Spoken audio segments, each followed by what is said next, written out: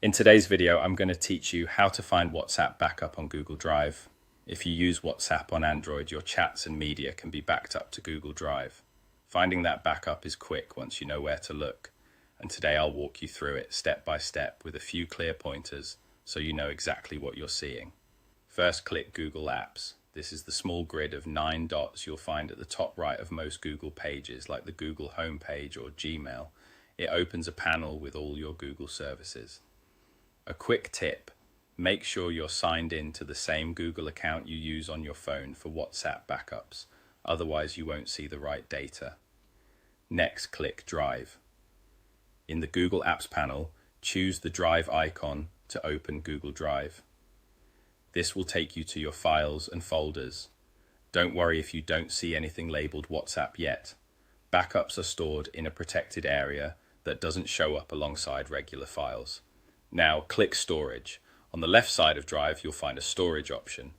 This page summarizes how your Drive space is being used, and it's where Google groups device and app backups. Then click Backup. You'll see a backup section or tab within Storage. Select it to reveal backups created by your Android devices and certain apps.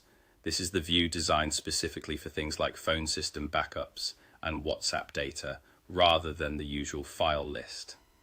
Here is where you can see your WhatsApp backup. It will appear as an entry labeled WhatsApp, showing the size of the backup and the last modified date. Selecting it will display basic details, but remember, you can't open or read your chats here. Google Drive simply stores the encrypted backup, so WhatsApp can restore it later. If you don't see a WhatsApp entry, double check that you're in the correct Google account and that WhatsApp has completed a recent backup on your phone. Also note that iPhone backups use iCloud, not Google Drive.